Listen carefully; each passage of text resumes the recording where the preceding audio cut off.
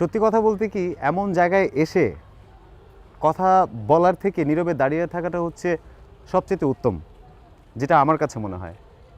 কিন্তু আসলে এমন জায়গায় এসে যাদের মুখ থেকে এই কথাগুলো শুনতে মন চাইবে, বা যারা এই সময়টার বা ওই সময়টার কালের সাক্ষী, ওনারাও একজন যদি আমার সাথে থাকেন তাহলে সেটা শুনতে খুব ভালো লাগে এবং ওনাদের মুখ থেকে শুনলে সেটা জীবন্ত মনে হবে। দর্শক, আপনারা জানেন যে মোহনা টেলিভিশনের আমার এই রাতে পথে অনুষ্ঠানে আমার সাথে একজন সেলিব্রিটি থাকেন, যিনি তার নিজের কর্মগুণে আমাদের সামনে সমাদৃত, আমাদের কাছে প্রতিষ্ঠিত। আমি ডিরেক্টলি আমি সরাসরি ওনার নামটি বলি, ডক্টর অরূপ রতন চৌধুরী। ওনার নামের থেকে আমাদের কাছে সবচাইতে পরিচয় বা পরিচিত হয়েছেন যে বিষয়টা নিয়ে, উনি বাংলাদেশের প্রথম মাদক বিরোধী আন্দোলন শুরু করেন। ওনার মুখ দিয়েই শুরু হয় মাদককে না বলুন। সেই প্রিয় মানুষটি আজ আমার সাথে আছেন এবং ওনার এই মাসে, বিজয়ের মাসে, ওনার সবচেয়ে বড় পরিচয় আমি দিতে চাচ্ছি। উনি আমাদের স্বাধীন বাংলা বেতার কেন্দ্রের একজন বলিষ্ঠ যোদ্ধা ছিলেন। চলুন সরাসরি স্যারের কাছেই যাই। স্যার ভালো আছেন? ভালো, তুমি ভালো আছো? জি ভালো। আমরা মোহনা টেলিভিশনের পর্দায়, আমার প্রোগ্রাম হচ্ছে রাতে পথে। আমার এই অনুষ্ঠানটিতে একজন সেলিব্রিটি থাকেন, একজন বাংলাদেশের বিখ্যাত লোক থাকেন। আমরা খুব সাধারণভাবে ওনার সাথে কথাবার্তা বলি, ওনার জীবনের ঘটে যাওয়া কিছু ঘটনা। কিন্তু স্যার, আজকে আপনাকে নিয়ে আমি এমন একটা জায়গায়, শুরুটাই আসলে এখান দিয়ে শুরু করতে চাচ্ছি। আসলে তুমি ঠিকই বলছিলে যে এই জায়গাতে আসলে আমরা সবাই আবেগে আপ্লুত হই। আমার সেই দিনগুলো কথা মনে পড়ে যখন ৭১ মুক্তিযুদ্ধে আমরা সকলে এই ৭.৫ কোটি বাঙালি ঝাঁপিয়ে পড়েছিল আমাদের জাতির জনক বঙ্গবন্ধু শেখ মুজিবুর রহমানের সেই ৭ই মার্চের ভাষণের পর। আসলে আমরা যখন, আমার তখন বয়স ছিল মাত্র 18 বছর, তরুণ যুবক বলতে পারো, মানে টকবগে তরুণ। এবং আমি মাত্র ইন্টারমিডিয়েট পাস করে তখন ঢাকা ডেন্টাল কলেজে ভর্তি হয়েছি, ফার্স্ট ইয়ারের স্টুডেন্ট। আর তখন তো এতগুলো ডেন্টাল কলেজ ছিল না, এখন যে এতগুলো 14টা বা 15টা ডেন্টাল কলেজ, তখন একমাত্র ডেন্টাল কলেজ ছিল, সেটা ঢাকা মেডিকেলের 4 তলায়। তো সেখানেই পড়াশোনা করতে করতে আমাদের এই শুরু হয়ে গেল, যুদ্ধের ডাক আসলো। তো আমি যেহেতু এই ৭১-এর পটভূমির সঙ্গে আমার একটু পিছনের ইতিহাস আছে।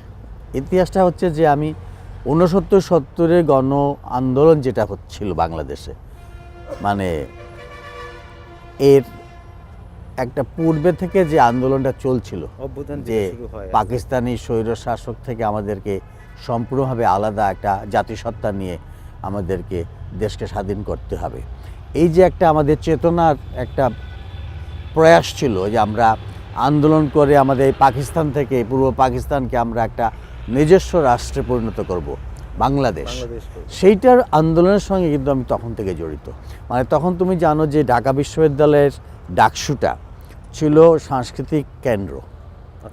আমরা তখন ঢাকা মেডিকেল থেকে এসে কিন্তু ওই ডাকসুর সেই সাংস্কৃতিক আন্দোলনের শরিক হতাম। আর আমাদের তখন গুরু ছিলেন, উস্তাদ ছিলেন সঙ্গীতের মরহুম আব্দুল লতিফ, মরহুম শেখ লুৎফুর রহমান, এবং আমাদের স্বর্গীয় শ্রী অজিত রায়, যিনি আমারও গুরুদেব। মানে আমি রবীন্দ্রসঙ্গীতের দীক্ষা তার কাছে নিয়েছি। তো এই 3 জন দিকপাল সঙ্গীতের জগতের সঙ্গীত পরিচালক তখন গণসঙ্গীতগুলো আমাদের তালিম দিতেন, এবং এই ডাকসুর এই অফিসে বসেই আমরা গণসঙ্গীতের রিহার্সেল হতো। এবং আওয়ামী লীগের যতগুলো মিটিং হতো পল্টন ময়দানে, তার পরবর্তীতে সন্ধ্যার থেকে শুরু হতো রাতে 1টা 2-3 ঘন্টা গণসঙ্গীতের আসর। এবং তখন আমাদের এই অজিত দাল, শেখ লুৎফুর রহমান এবং আব্দুল লতিফ ভাই আমাদেরকে এই গণসঙ্গীতগুলো গাওয়াতেন, একটা না চলতোই। সেই সংগ্রাম চলছেই, চলবেই চলবে চলবে, এইগুলা গানগুলো আমাদের তখন নিয়মিত গাইতে হতো। তো সেই থেকে শুরু হয়েছে। এবং তখন ৭১-এর 25শে মার্চ কালো রাত্রি, যখন পাকিস্তানিরা সত্যি সত্যি আমাদের উপরে হামলা করলো, আমরা তো আর ঘরে বসে থাকতে পারলাম না। এবং কিছুদিন পরেই সবাই চলে যাচ্ছিল, যুদ্ধে ঝাঁপিয়ে পড়ছিল, ভারতে আশ্রয় নিচ্ছিল, শরণার্থী শিবির হচ্ছিল, মুক্তিযুদ্ধে ট্রেনিং শুরু হয়ে গেছিলো, স্বাধীনমালা বেতারকেন্দ্র শুরু হয়ে গেল। সেই চট্টগ্রামের কালুঘাট বেতারকেন্দ্র থেকে শ্রদ্ধেয় বেলাল ভাই যে কাজটি করেছিলেন এবং তার সহযোদ্ধারা, সেটা তো একটা মাইল ফলক ইতিহাস। এবং সেইটা যখন শুরু হলো, সেটা শোনার পর থেকে কিন্তু আমি ঘরে বসে থাকতে পারিনি। স্বাধীনমালা বেতারকেন্দ্রে যেদিন আমি অনুষ্ঠান শুনলাম, তখন তো বাঙালিরা এখানে বাংলাদেশে একমাত্র প্রেরণার উৎস ছিল কিন্তু স্বাধীনমালা বেতার কেন্দ্র। এই স্বাধীনমালা বেতারটা তারা প্রতিদিন বালিশের নিচে ট্রানজিস্টারটা অন করে শুনতো, কারণ পাশের লোক যদি রাজাকার আলবদর এরা শুনে ফেলে তাহলে তার বাসার উপরে অ্যাটাক হবে, সুতরাং লুকিয়ে শুনতো সবাই। তা আমরা সেভাবে লুকিয়ে শুনতাম। তখন সেই বজ্রকণ্ঠ আমাদের জাতির জনকের একটা অনুষ্ঠান হতো, বঙ্গবন্ধুর সেই ভাষণের অংশগুলো দেখানো হতো। তারপরে চরমপত্র, আমাদের আমার একটা মুকুল ভাই, তিনি চরমপত্র করতে খুব স্যাটায়ার ভাষায়, বাঙালি মানে ঢাকাইয়া ভাষায়, সেটা খুবই জনপ্রিয় অনুষ্ঠান ছিল। সেগুলো শুনতে শুনতে আমি একসময় পাগল হয়ে যাই, মানে আমাকে যেতেই হবে, কারণ আমি তো এদের সঙ্গেই ছিলাম। ওনারা ওখানে, আপনি এখানে, আমি এখানে, তা আমি থাকি কই? মন টানছে না।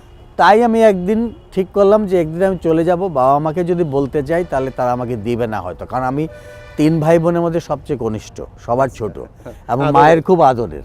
তা আমি যেতে চাইলে আমাকে একটা বাধা দিবে, অথবা আমি হয়তো ইমোশনাল হয়ে যাব, বাবা মাকে ছেড়ে যাইতে আমার হয়তো মন চাইবে না। তো I take a drastic action. এবং সেটা কি, সে ঘুম থেকে 5টার সময় উঠে মে মাসের শেষের দিকে, মানে আমি হঠাৎ একদিন দরজা খুলে, বিছানা থেকে উঠে, মশারি টাঙানো, দরজা খুলে একটা ব্যাগ নিয়ে আমি চলে যাই।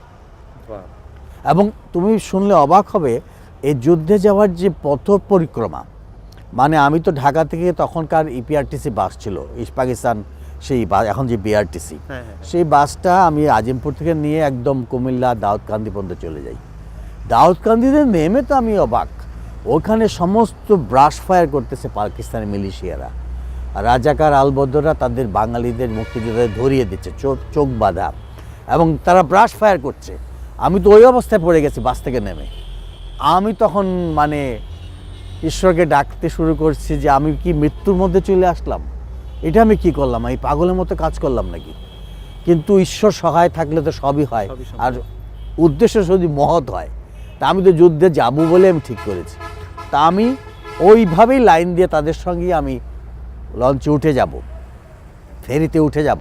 তখন সবাইকে থাকছে, যাকে সন্দেহ হচ্ছে তাকেই ধরছে, সার্চ করছে, ব্যানার দিয়ে খোঁজা দিচ্ছে। আমাকে একটা লাথি দিয়ে ফেলে দিল, মানে তুইও যা, মানে আমাকে আর ওই ক্রস ফায়ারের মধ্যে নিল না, মানে আমাকে শ্যুট করা, মানে আমি রক্ষা পেয়ে গেলাম 2 বাত। মানে আমাকে দেখে হয়তো তাদের সন্দেহ হয়নি কীরকম, আমি বেঁচে গেলাম। তারপরে আমি পৌঁছে গেলাম কুমিল্লা সেই আড়িখোলা গ্রামে। আড়িখোলা গ্রামে এসে যে গ্রামের সেই বাড়িটাতে ছিলাম, আজও আমি শ্রদ্ধাভরে সেই বাড়ির সেই মালিকের কথা স্মরণ করি। আসলে এরাও কিন্তু একজন মুক্তিযোদ্ধা, যারা আমাদেরকে তখন সহায়তা করেছে যুদ্ধে যাওয়ার জন্য। ওই এক রাত্র আমাকে তার বাসায় আশ্রয় দিয়েছে, আমাকে খাইয়েছে। তাদের চেয়ে বড় মুক্তিযোদ্ধার কে হতে পারে? সুতরাং আমি শ্রদ্ধা ভরে তাদেরকে আজকে কৃতজ্ঞতার সাথে স্মরণ করি, যে আমাকে ওই দিন, ওই রাত্রটা তার বাসায় আশ্রয় দিয়েছিল। তারপরে দর্শক, কথা হচ্ছে আমাদের প্রিয় মানুষ, প্রিয় মুখ অরূপ রতন চৌধুরী স্যারের সাথে। আমরা এই জায়গাটা দেখছেন আপনারা, আমাদের পিছনেই ঠিক, আমরা যাব ওখানটায়, এবং স্যারের মুখ থেকে আরও অনেক গল্প শুনবো, যেগুলো আসলে বাস্তব এবং সত্যি, কোনো বইয়ের কথা নয়, কোনো কারো বানানো কথা নয়, স্যারের মুখ থেকেই শুনবো। এগুলোই হচ্ছে আমাদের সম্পদ, আমাদের কাজে লাগবে। আমাদের সাথে থাকুন, ফিরছি ছোট্ট একটা বিরতির পর।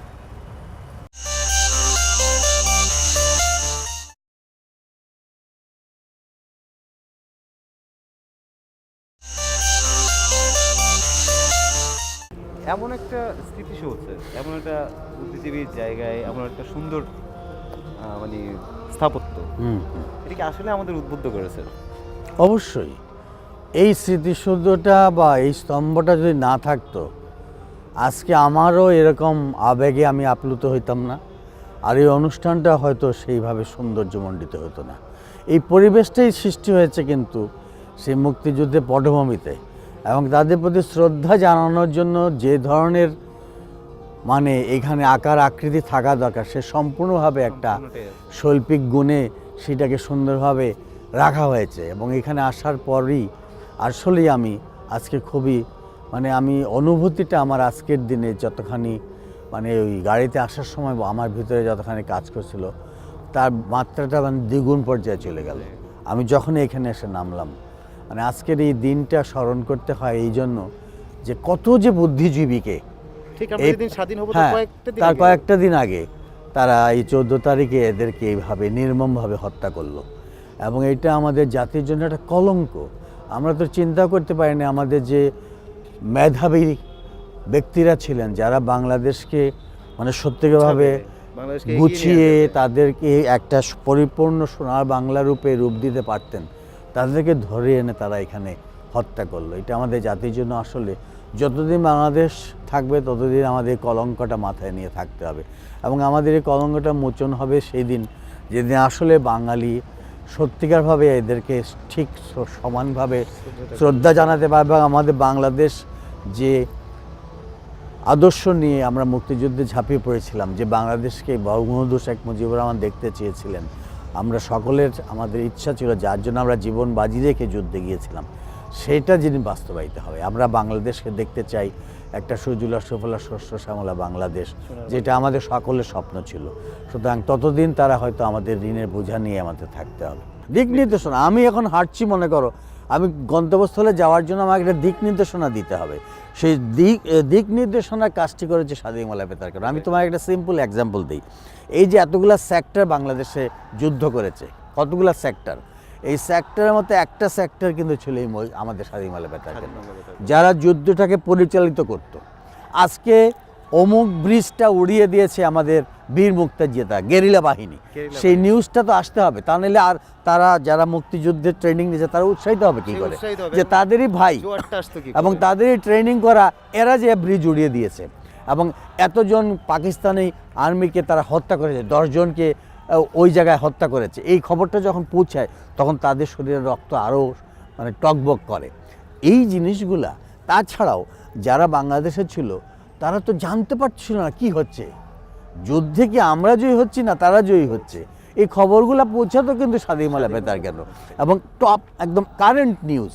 এবং আমরা যখন স্বাধীন মালা বেতারের কেন্দ্রে ছিলাম, তুমি শুনলে অবাক হবে, আমি তো প্রথমে আগরতলা গিয়ে পৌঁছালাম, সেখানে কলেস্ট্রিলা বলে একটা জায়গা ছিল, সেখানে মুক্তিবাহিনীর সমস্ত আমাদের কেন্দ্রীয় নেতারা ছিলেন। সবাই তো আমাকে চিনতে না, কারণ আমি গণসঙ্গীত করি তখন থেকেই, ঢাকা ইউনিভার্সিটির ডাকসুর। তো বললেন যে তুমি সাংস্কৃতিক দলে চলে যাও, তোমার তো ওই গানের জগতে তোমাকে যেতেই হবে। তখন যে আমি দেখলাম যে কলেস্ট্রিলাতে ওখানে একটা কালচারাল গ্রুপ হয়ে গেছে। মানে এরা করতো কি, মানে আমাদের কাজ ছিল মুক্তিযোদ্ধারা সারাদিন ট্রেনিং করে যখন ঘরে ফিরতো তাদেরকে গান শুনিয়ে একটু চিত্ত বিনোদন করা, উৎসাহিত করা, উজ্জীবিত করা। এই কাজটা কিন্তু আমরা করেছি ওখানে 1 মাস 1.5 মাস। তারপরে আমি বললাম যে আমি তো স্বাধীন মালা বেতার কেন্দ্রে আসলাম, ওইটা কোথায়, তোমরা আমাকে এখানে ক্যাম্পে রাখছো কেন? বলে স্বাধীন মালা বেতার তো কলকাতায়, বালিগঞ্জ সার্কুলার রোড। তাই বললাম না, আমাকে ওখানে যেতে হবে, এর জন্য আমি সবাইকে বাবা মা ভাই বোনকে ফেলে আসলাম, আমাকে ওখানে যেতেই হবে। তখন তারা আমাকে এই আগরতলা থেকে ধর্মনগর ট্রেনে 4 দিন 4 রাত আসাম, শিলং, দার্জিলিং পার হয়ে আমি কলকাতা আসলাম। এসে আমাকে তখন ওই যে কলকাতা গভর্নমেন্টের সিকিউরিটি ফোর্স এজেন্সি, তারা আমাদের সমস্ত পরীক্ষা নিরীক্ষা করলো, ইন্টারভিউ নিল। আসলে আমরা পাকিস্তানের চোর না, আসলে সত্যিকারের বাংলাদেশ, সব কিছু পরীক্ষা নিরীক্ষা হওয়ার পরে আমাদের সিকিউরিটি ইন্টেলিজেন্ট ব্রাঞ্চ আমাকে নিয়ে ইয়েতে গেল, স্বাধীন মালা বেতার কেন্দ্র। আমি তখন অবাক কাণ্ড, বালিগঞ্জ সার্কুলার রোড হচ্ছে কলকাতার একটা প্রসিদ্ধ এলাকা, ঢাকার যেমন ধানমন্ডি, তাই না? তুমি তো জানো, তুমি তো কলকাতা অনুষ্ঠানও করো। তো সেইখানে বালিগঞ্জ সার্কুলার রোডে গিয়ে দেখি 57/A একটা বাসা, বা নাম্বারটা এখনও মনে আছে, 57/A বালিগঞ্জ সার্কুলার রোড, 2 তলা বাসা। ঢুকেই দেখি আমাদের অজিতদা, আব্দুল জব্বার ভাই, আপেল মাহমুদ ভাই, রথিন রায়, মান্না হক, সমর দাস, সবাই তখন ওইখানে। আমি ইনফ্যাক্ট শুরু হওয়ার আগে আপনার কাছে কটা ছবি দেখছিলাম স্যার, আমাদের দর্শকদের জন্য একটু দেখাতে। এই ছবিগুলো দুর্লভ, মানে খুব কষ্টে জোগাড় করেছি, তার জন্য তোমার জন্য নিয়ে আসছিলাম এই অনুষ্ঠান দেখাবো বলে। এইটা দেখো, বাংলাদেশ স্বাধীন হওয়ার পরে বঙ্গবন্ধু জাতির পিতা প্রথম যে সাংস্কৃতিক দলটা পাঠান, তার মধ্যে আমি একজন ছিলাম। আচ্ছা আচ্ছা, একজন সঙ্গীত শিল্পী হিসাবে। সেখানে মোহাম্মদ আব্দুল জব্বার, এখানে দেখছো এই যে উনি, আচ্ছা, এ হচ্ছে আমির হোসেন বাবু, প্রখ্যাত নৃত্য পরিচালক। আচ্ছা, এবং এখানে হচ্ছেন আমাদের জাতির জনক বঙ্গবন্ধুর পুত্র শেখ কামাল। আচ্ছা আচ্ছা, সে কিন্তু এখানে একটা তবলা বাজাচ্ছে। আচ্ছা আচ্ছা, মানে সে কিন্তু খুব শৌখিন শিল্পী এবং নিজেও খুব গান বাজনার সঙ্গে জড়িত ছিল। এখানে একটা বলছি একজন, উনি ভারতের। এই ছবিটা আমার, এইখানে আমাকে দেখা যাচ্ছে এখানে। আচ্ছা আচ্ছা, চশমা পরা তরুণ টকবগে তরুণ একজন। আর হচ্ছে বিপুল ভট্টাচার্য, সম্প্রতি সে মারা গেছে, আচ্ছা, আমরা তার আত্মার শান্তি কামনা করছি। সুতরাং এখানে এই স্মৃতিটা কিন্তু একটা আমাদের একটা বিরল, মানে একটা স্মৃতি। ছবিটা কিন্তু কথা বলে, তাই আজকে আমি খুব আবেগ আপ্লুত হয়ে যাচ্ছি এই ছবিটার কথা মনে করে। এই ছবিটা হচ্ছে আরেকটি যেটা আমরা বিভিন্ন জায়গায়, কলকাতা বিভিন্ন জায়গায় আমরা ট্রাকে করে করে কিন্তু গান করেছি। আচ্ছা তখন। আচ্ছা আচ্ছা। এখানে ফরিদা আপা আছেন, যখন আমাদের সঙ্গীত শিল্পী ছিলেন তিনি। এখানে নাসরিন আহমদ শিলু আপা, এখন বাংলাদেশে এই যে ঢাকা বিশ্ববিদ্যালয়ের প্রো ভাইস চ্যান্সেলর আচ্ছা, আচ্ছা, আচ্ছা। নাসরিন আহমদ, উনি কিন্তু এখানে আছেন। এখানে আছেন হাসু আপা, আব্দুল কুদ্দুস মাখন ভাইয়ের ওয়াইফ। আচ্ছা। এখানে আছেন প্রদীপ ঘোষ, ভারতের বিখ্যাত আবৃত্তিকার।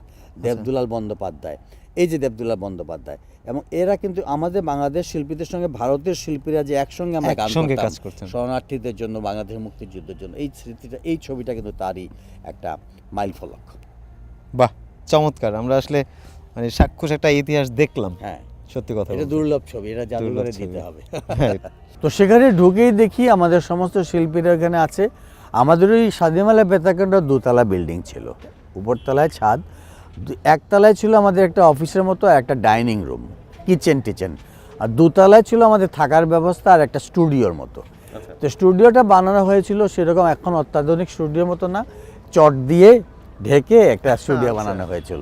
আমাদের যন্ত্রসঙ্গীতের মধ্যে হারমোনিয়াম, একটা খোল, তবলা আর দোতারা আর একটা হ্যাঁ মন্দিরা। তো এই জিনিসগুলো নিয়ে আমরা এতগুলা কালজয়ী গান হয়েছে। পুরো লাইভ হতো ওখান থেকে? না, ওইটা আমরা রেকর্ড করে এখান থেকে দিতাম, রেকর্ড করে তারপর ওই জায়গায় চলে যেত যেখান থেকে বাজানো হতো, সেখানে নিয়ে যেত সন্ধ্যাবেলা। আমরা সারাদিন গানগুলো রেকর্ড করে দিতাম আর তারা তখন এসে নিয়ে যেত, নিয়ে ওখানে বাজানো হতো। যেদিন ভারতবর্ষ স্বীকৃতি দিল বাংলাদেশকে, মানে সব দেশই তো স্বীকৃতি দেওয়ার জন্য অপেক্ষা করছিল, ভারত যেদিন স্বীকৃতি দিল সেদিন যে আমাদের আনন্দ, সবাই চিৎকার দিয়ে আনন্দ ধ্বনি এবং একদম চিৎকার দিয়ে আমরা রাস্তায় বেরিয়ে আসি।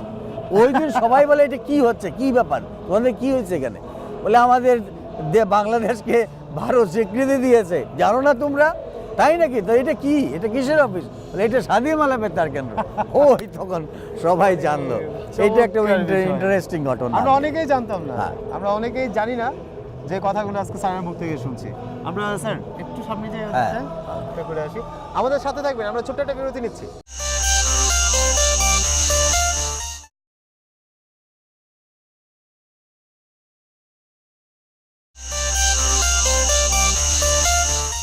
তো স্যার ফাইনালি যখন হ্যাঁ দেশে আসলেন, হ্যাঁ মানে তখন ওই দেশের স্বাধীন বাংলাদেশে যখন একটা ভয় ভয় নিয়ে গেলেন, ওখানে কাজ করছেন, কিন্তু যখনই ফিরলেন বাংলাদেশে, স্বাধীন বাংলাদেশ, সেই অনুভূতিটা কেমন ছিল স্যার? একদম স্বাধীন বাংলাদেশ। সেইটা তো মনে হচ্ছে আমি বিশ্বজয় করেছি। মানে আমার যে বুকটা ফুলে এত বড় হয়ে যায়, এবং আমার মা কোথায়, বাবা কোথায়, ভাই কোথায়, বোন কোথায়, তাদের দেখার জন্যই পাগল হয়ে যায়। মানে তাদেরকে তো আমি কষ্ট দিয়ে গিয়েছি। হ্যাঁ হ্যাঁ। আর তারা যে কষ্টটা নিয়ে এতদিন ছিল, তাদেরকে আমার জড়িয়ে না ধরা পর্যন্ত আমার শান্তি হবে না। তো আমি বাংলাদেশে ঢোকাই মাত্রই আমি দৌড়ে ছুটে যাই বাসায় এবং মাকে জড়িয়ে ধরি। আমি যে জীবিত আসবো এটা চিন্তা করতে পারি। এতদিন তো যোগাযোগও ছিল না কারোর না, সাথে? যোগাযোগ ছিল, আমার মাধ্যমটা ছিল, আমি ওখান থেকে আমেরিকা হয়ে আমার এক মাসি থাকতেন, আচ্ছা। আমেরিকা থেকে মাসির মাধ্যমে বাংলাদেশের খবরটা পৌঁছেছিল যে আমি। আরেকটা ঘটনা হচ্ছে যে আমার নামটা প্রচারিত হয় স্বাধীনমেলা বেতার কেন্দ্রে। আচ্ছা। আমি পৌঁছানোর পরে সবগুলো কোরাস গান করা হয়েছে, তখন তো আর এত সোলো বা ডুয়েট হ্যাঁ গান ছিল হ্যাঁ না। হ্যাঁ। তো একদিন আমাদের প্রখ্যাত পল্লীগীতি শিল্পী হরলাল রায়, যিনি আচ্ছা, আচ্ছা। রথীন্দ্রনাথ রায়ের বাবা, হ্যাঁ হ্যাঁ। হরলাল রায় বললেন যে অরূপ, তোকে দিয়ে একটা গান করাবো। তো সবাই তো গান করছে তখন, তো আমি বললাম ঠিক আছে, আপনি লিখে ফেলেন। তো উনি বললেন না, আমি লিখবো না, শহীদুল ইসলাম বলে একজন বিখ্যাত গীতিকার ছিলেন, তিনি বাংলাদেশে ট্রান্সক্রিপশন সার্ভিসের ডিরেক্টর ছিলেন, শিল্পকলা একাডেমির ডিরেক্টর ছিলেন। সেই শহীদুল ইসলাম লেখলেন জ্বলছে জ্বলছে জ্বলছে বাংলাদেশ, প্রাণ আমার দেশ আমার। আচ্ছা। এই গানটা তিনি লেখার পরে হরলাল রায় সুর করলেন, এবং তখন যে ইংরেজি নিউজ পড়তেন, এখন বাংলাদেশ ঢাকা বিশ্ববিদ্যালয়ের pro vice chancellor Nasrin Ahmed, আমরা শিলু আপা ডাকি, আচ্ছা। তিনি তখন ইংরেজি নিউজ পড়তেন, তিনিও গান করতেন তখন আমাদের সঙ্গে আগে। তো শিলু আপাকে বললেন যে তুমি আর অরূপ ডুয়েট গাও। তা আমরা ডুয়েট গান করলাম। এই ডুয়েট গানটা যেদিন প্রচারিত হলো স্বাধীনমেলা বেতারে, সেদিনই আমার নামটা সবাই জানলো বাংলাদেশে যে আমি স্বাধীনমেলা বেতারে, এবং আমার বাবা মাও জানলো।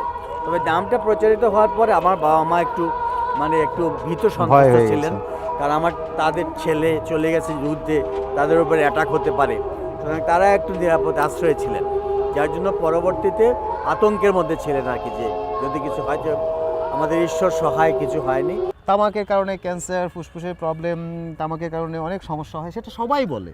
কিন্তু স্যার আপনার মুখ থেকে এমন একটা কথা শুনতে চাচ্ছি যেটা এখনকার প্রজন্ম শুনে বলবে যে না আসলে এটার জন্য আমি তামাক মানে এই ধরনের নেশায় বা সিগারেট বা তামাক জাতীয় দ্রব্যে যাব না। বিজ্ঞানের গবেষণায় আমরা সব জানতে পারি যে তামাকের মধ্যে, মাদকের মধ্যে 4000 রাসায়নিক পদার্থ, যেগুলো সবই বিষাক্ত, যার মধ্যে 60টি হচ্ছে কার্সিনোজেনিক, অর্থাৎ ক্যান্সার উৎপাদন করে। তা আমি একটা ছেলে, তুমি একটা ভালো স্বপ্ন দেখছো দেশকে গড়ার জন্য বা নিজেকে প্রতিষ্ঠিত করার জন্য, তোমার বাবা মা অনেক আশা করে আছেন যে তুমি প্রতিষ্ঠিত হবে, তুমি একজন ডাক্তার হবে। সেটা যদি তোমার অঙ্কুরেই বিনষ্ট হয়, তুমি যদি যুবক থাকতেই তোমার হার্ট অ্যাটাক হয় বা তোমার লাংয়ের ক্যান্সার হয়, তো ধুকে ধুকে তুমি মরবে। এটা তো কেউ চাইবে না। সুতরাং এই যে বাস্তব দিকগুলো, এইগুলো আমরা তুলে ধরার চেষ্টা করছি। এবং যুব সমাজকে আমি আজকের এই মহান দিনে, মানে আমাদের স্বাধীনতার এই বিজয়ের মাসে আমি বলতে চাই যে কখনোই আমরা মাদক গ্রহণ করব না, ধূমপান করব না। তাহলে নিজেরা যেমন আমরা সত্যিকারের নাগরিক হয়ে দেশের সেবা, পরিবারের সেবা, সংসারের সেবা, নিজেকে একটা সুন্দর সুস্থ মানুষ হিসাবে দেশের সকলের কাজে আসতে পারি, নিজেকে আমি গড়ে তুলতে পারি, তাহলে কিন্তু মাদক বা ধূমপানকে আমি না করবই। এবং এটা কিন্তু ইচ্ছা করলে সবাই পারে, সবাই পারে, জাস্ট শুধুমাত্র ইচ্ছাটাই দরকার। অবশ্যই এর এটা জন্য অঙ্গীকার করতে হবে। আমরা যেমন স্বাধীনতার অঙ্গীকার করে যুদ্ধে গিয়েছিলাম, সেরকম মাদকের বিরুদ্ধে একটা যুদ্ধ আমাদের শুরু করতে হবে। এটা যুব সমাজকে একটা কাণ্ডারি নিয়ে এগিয়ে আসতে হবে, এবং তারাই আমার যোদ্ধা। আমি যেটা আন্দোলন করি এখন কিন্তু তোমার মতো সকল যোদ্ধারা কিন্তু এখন যুবক, সুতরাং তারাই পারে দেশকে রক্ষা করতে, তারাই পারে মাদকের কড়া গ্লাস থেকে আমাদেরকে রক্ষা করতে। আমাদের সময়টা ছিল না। আমরা যখন আমাদের 71 হয়, আমাদের যখন যুদ্ধ হয়, আমরা তখন অনেকে দেখিও নি, কিন্তু ওনাদের মতো গুণী মানুষরা সেই দেশটা আমাদের দিয়েছেন, সেই স্বাধীনতা ভোগ করছি আমরা। কিন্তু ওনারা এখন আমাদের কাছে কী চান সেটা কিছুক্ষণ আগে উনি বলে দিলেন। তো যুবক ভাই বোনরা একটুখানি শুনবেন, আপনার জন্যই কাজে আসবে। স্যার যাওয়ার আগে আপনার একটা গান শুনবো স্যার। অবশ্যই, কারণ এই গানটা আমার মনে হচ্ছিল যে চারিপাশে আজকের এই স্মৃতিসৌধে দাঁড়িয়ে আমার সেই দেশাত্মবোধক গানগুলোর কথাই মনে পড়ে, যখন স্বাধীনতা বেতারে আমরা এইগুলো গাইতাম। তার থেকে একটা রবীন্দ্রসঙ্গীত দেশের গান, ওইটাই শোনাই। হ্যাঁ স্যার, অবশ্যই। আজ বাংলাদেশের হৃদয় হতে কখন আপনি তুমি এই অপরূপ রূপে বাহির হলে জননী। ওগো মা তোমায় দেখে দেখে আখি না ফেরে, তোমার দুয়ার আজি খুলে গেছে সোনার মন্দিরে। ওগো মা